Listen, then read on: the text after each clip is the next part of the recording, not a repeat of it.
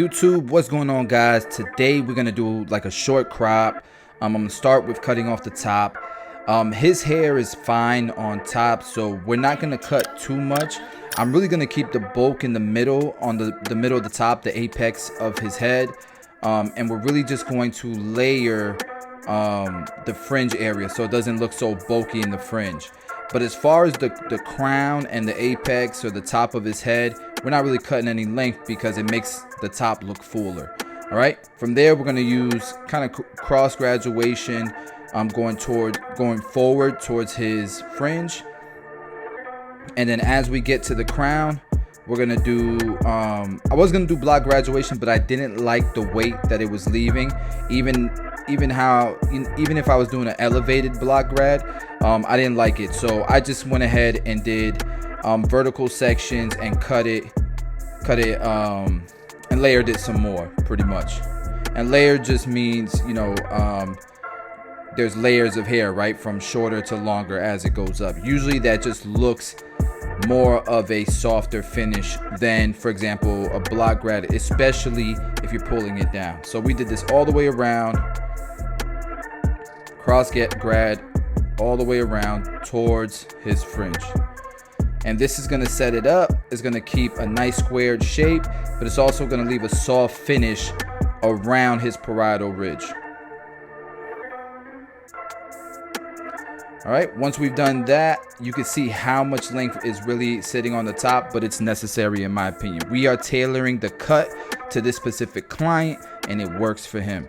So now we've done that, I'm gonna go ahead and line up his fringe, give him a hard line on the fringe before I start to fade it, because I want to gauge his hairline when I'm doing my fade. I want my fade to complement you know, the shape on top, but also his hairline. I want it to complement it, and you'll see what I mean.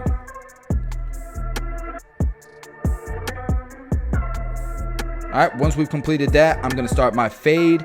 I'm gonna use my one open to clear out a bunch of the bulk, and I'm gonna give myself enough space to create a nice gradient transition from this one open into his parietal ridge, or his hair on top. Notice how much lighter his hair is at a one open than it is in the area that we didn't cut. A one open for most of my clients looks a lot darker than this. This almost looks like a half guard. So it goes to show just how fine and light his hair can be. This is why the top, I didn't want to go too short. All right, at this point, we're going to do our number three closed, it looks like, or 3 open.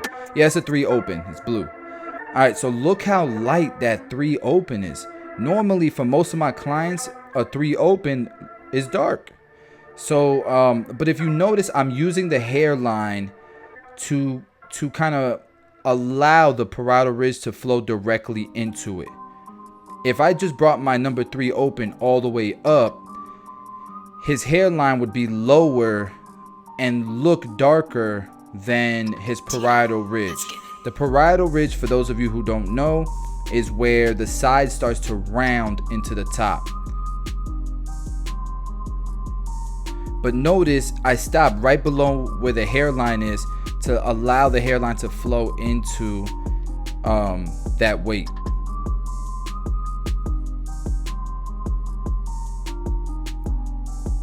All right, so that was the 3 open. Now we have the 2 open.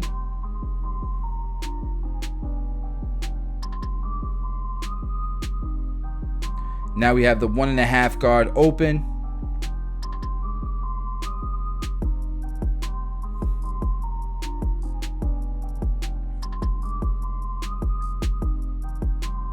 And I'm using, for those of you who watch the vlog, I am using the 1006 blade.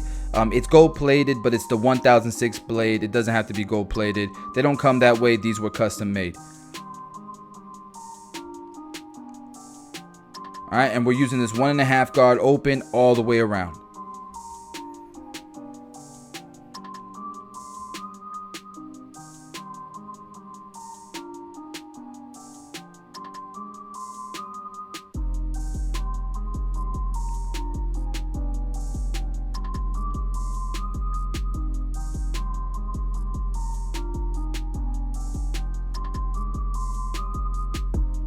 Again, notice it gets lighter beneath the hairline, not above.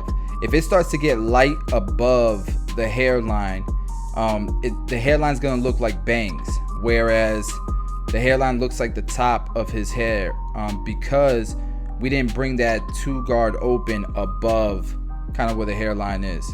All right, now we're using the 1-guard open, and we're fading down, guys. And notice how the 1-guard open is pretty much blending everything in, because remember, we started with a 1-guard open, so it should, at this point, everything should be blended in, and we've done the top half. And this is the top half before we go in detail, but this is really preparing us for a nice, easy transition into a bald fade. Got my 2-guard open here. I must have seen a dark spot that I want to clean up. All right, so now we can go ahead and start the bald line. We can gauge everything. We can leave the C-cup darker if we want to. And we got plenty of space to transition that bald line into the rest of this cut.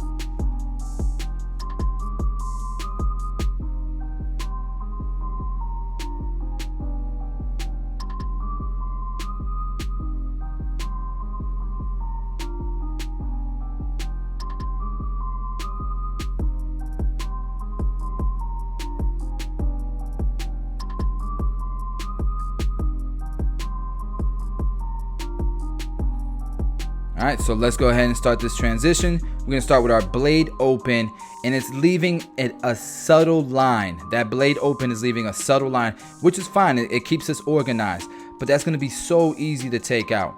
At this point, we got our clipper all the way closed, and we're fading up. We're opening the lever little by little as we go up, but you don't wanna go above this guideline, this subtle guideline that we started with. All right, open up a little bit more, go up a little bit higher, but staying beneath this line that you see me at. I'm right beneath it. By the time we're back to being all the way open with my clipper, it should be completely blended. All right, next step is gonna be that 1/2 guard, and I'm gonna start open just to kind of test the waters, and then close it little by little until that guideline that we created with the blade open is gone. And then my fade should be done. At least the rough draft should be done. We should be setting ourselves to be in a great spot to go in detail.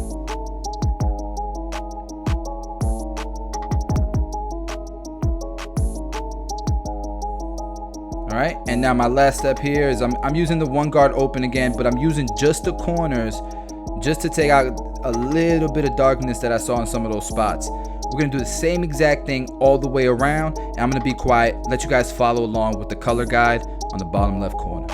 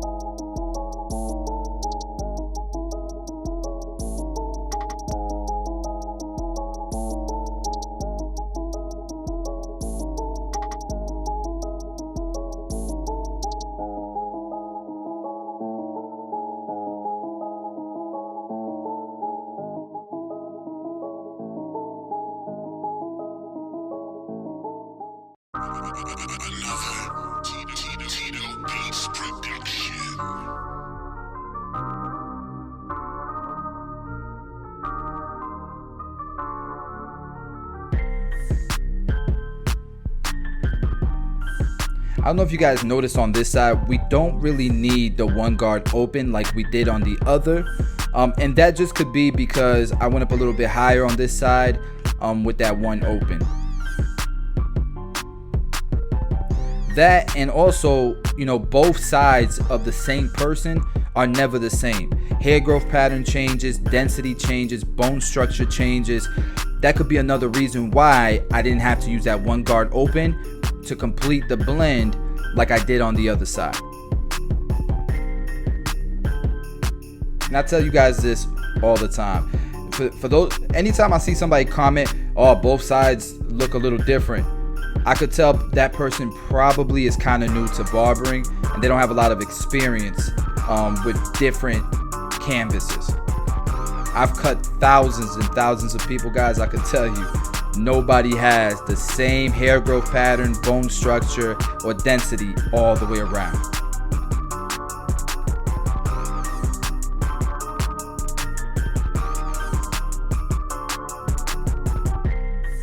All right, focusing on the back here, making sure it looks nice and clean.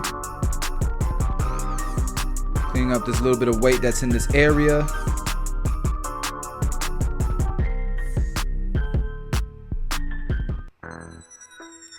All right, using my blending shears just to soften it up just a tad bit more around the parietal ridge.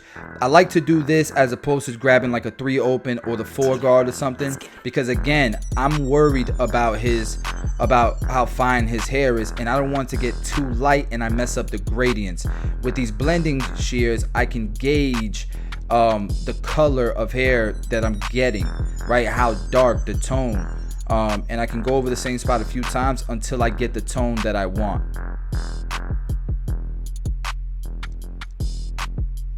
And I have more control to work in specific areas. All right, we don't need to enhance the cut, but we're going to, just to bring it to the next level, guys. And usually after I enhance it, I like to detail things because it really does put the cut into more of a frame, and I can kind of see the art for what it is and really get detailed, not just with the lineup, but with the fade. The enhancement allows me to get more detailed with the fade. Where a lot of enhancement haters, no hate on you guys, but you guys think that it kind of covers up things. For me, it exposes the fade a little bit more and allows me to get even more detailed with it.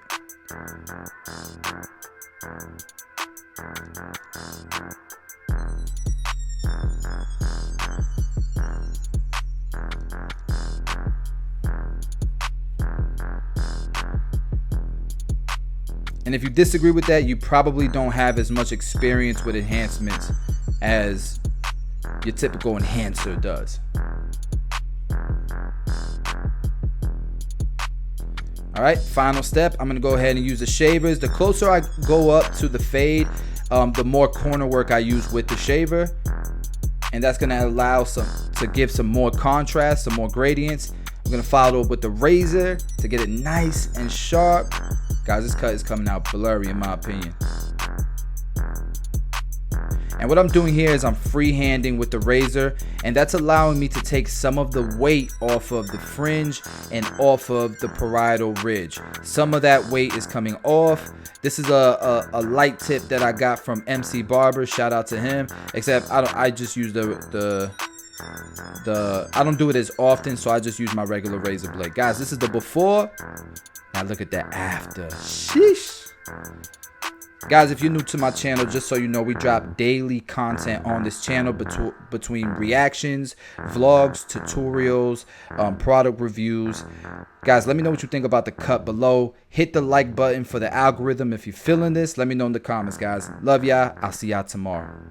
Oh, and happy Valentine's Day. The grind is real.